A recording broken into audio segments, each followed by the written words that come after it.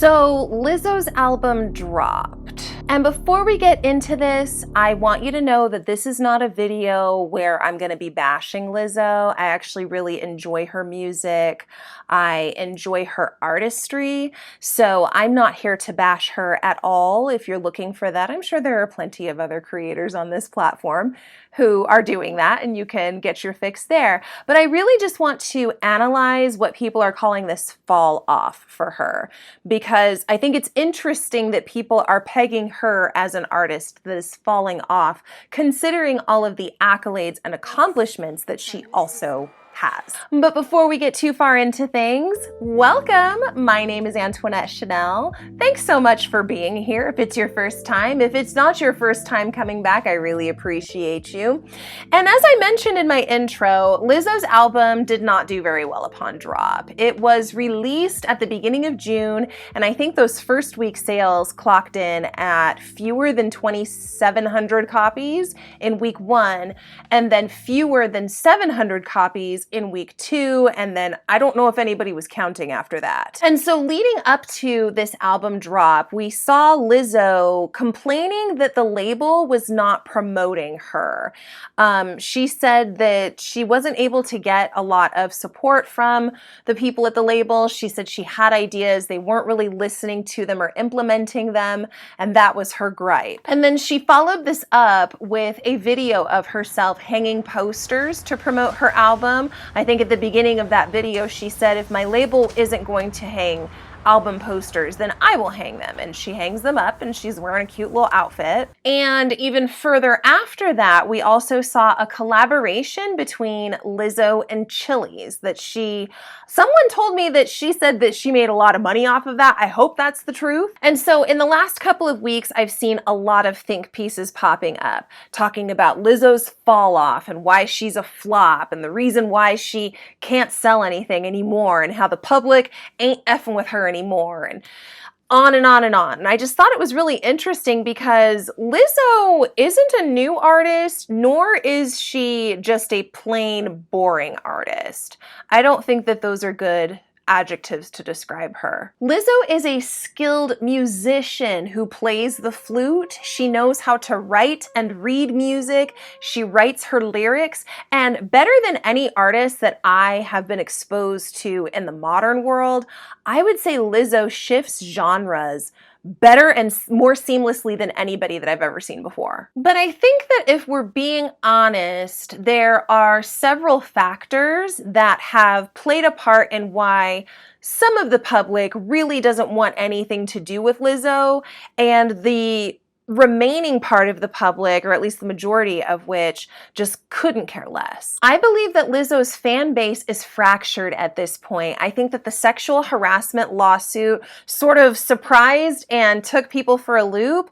Also, this idea of her body shaming or fat shaming anyone, as well as the claims of her allegedly creating a hostile workplace environment by encouraging her dancers and other parts of her team to engage in acts that they really didn't want to engage in. And I don't think that Lizzo helped her case any by coming out to announce that, oh, the truth is finally out and I have been vindicated, and yes, y'all, I'm moving on from this negativity. While I totally get the idea of like wanting to celebrate every single win that you possibly get, I just don't think that that landed well with the public, because I don't think the public is willing to accept that type of a message from someone like a Lizzo. And I'll get into that a little bit further later. But as I mentioned, I think that her day one fans, people who have been rocking with Lizzo since like 2016 and maybe before, I think that they were very put off by all of these legal claims. And just to clarify, the fat shaming and discrimination claims were the ones that were thrown out or dismissed. The sexual harassment / hostile work environment, as well as alleged misconduct during tour events and rehearsals, those two claims are still still ongoing. So she is still fighting a legal battle. She likely can't speak about a lot of these things, just like the women who have accused her also probably can't speak about these things.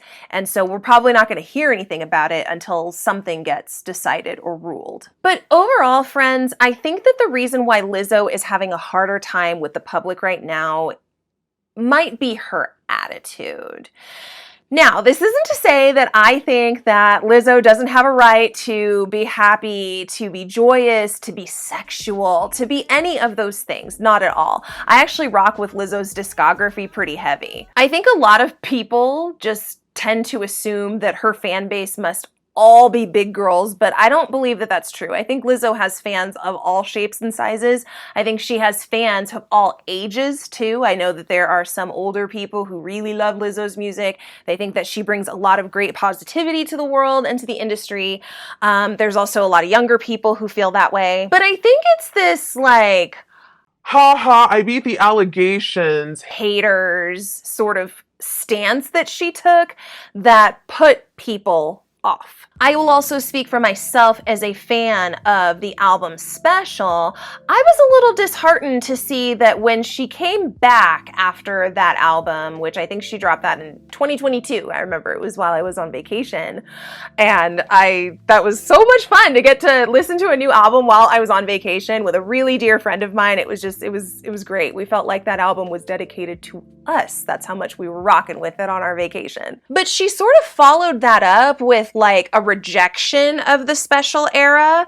And I get it, okay? As somebody who also creates art as a writer, I can see where Lizzo might be coming from as an artist when she's like, okay, you guys liked the Special, Lizzo, but that's not all I can do. Can we please move on? Right around this time was when she also started losing weight. She was like doing smoothies and exercising, and it looked like she was trying to make some healthy changes in her life. But those healthy changes don't always land well when you have an audience that you have built around the idea of body positivity. And so some of those fans might have felt betrayed because they felt like, well, Lizzo, I thought you were trying to get us to love ourselves as we were, but you didn't want to stay as you were. And so overall, as somebody who was a really big fan of Special, to see her paint over to what society has deemed acceptable, I think that that's great. And I really applauded that for her because I thought, man, this is going to be huge for whatever else she's going to do with her artistry. But then I saw her complaining about algorithms, and that was where my eyebrows were raised, if you will, because why is Lizzo, of all people, talking to us about algorithms and how hard it is to get traction and how she's not able to get the attention of the public and how nobody knows that she's dropping this album?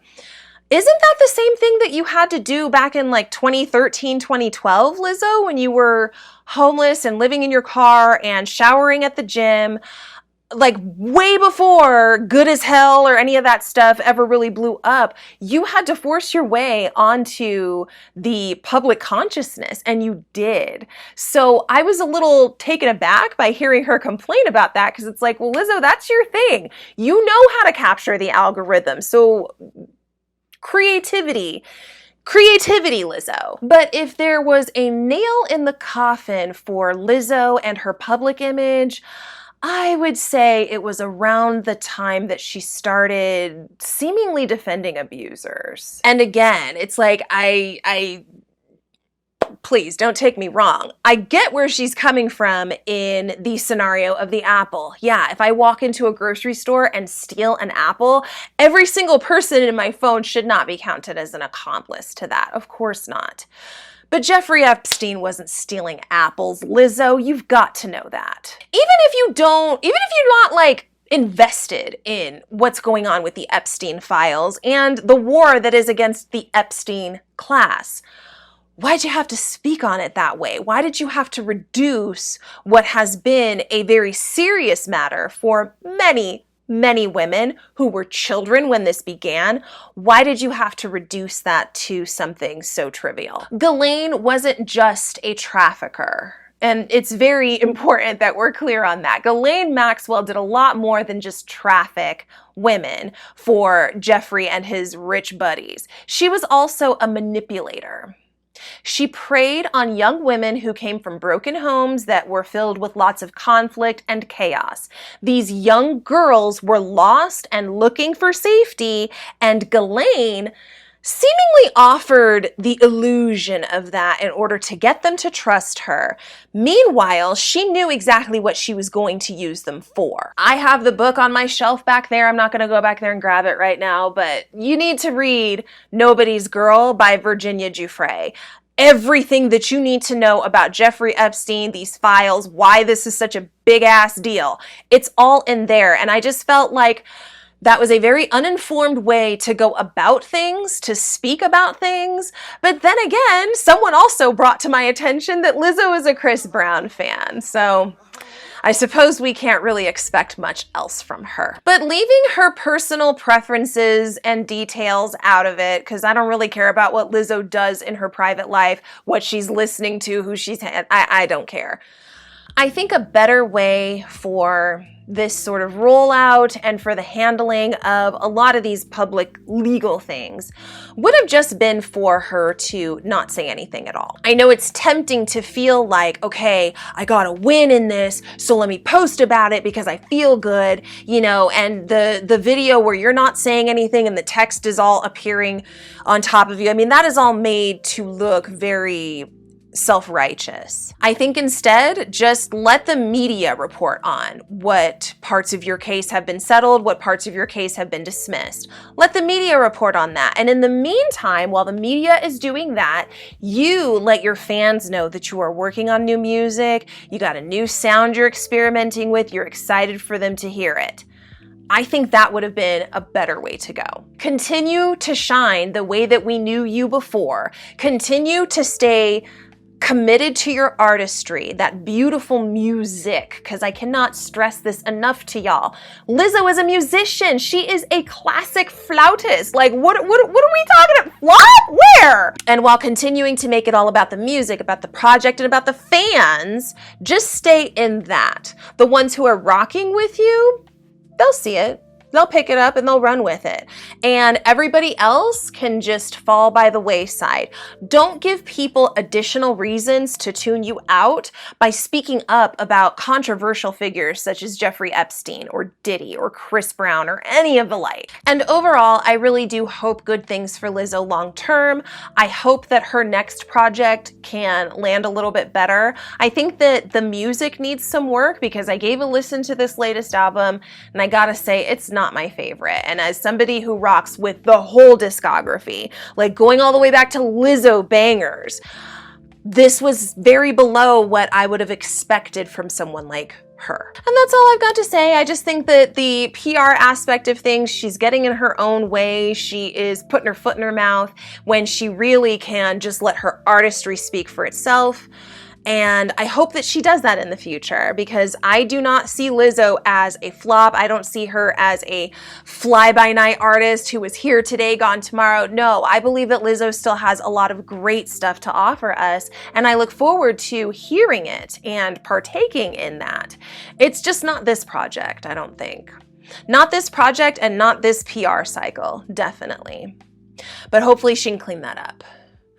Those are my thoughts. Thanks for making it to the end of the video. If you liked what you saw and you want to see more from me, consider hitting that subscribe button so you can see all my playlists and get notified every time I upload to this channel. If you want to keep up with behind the scenes lifestyle stuff, you can follow me on Threads. Take care.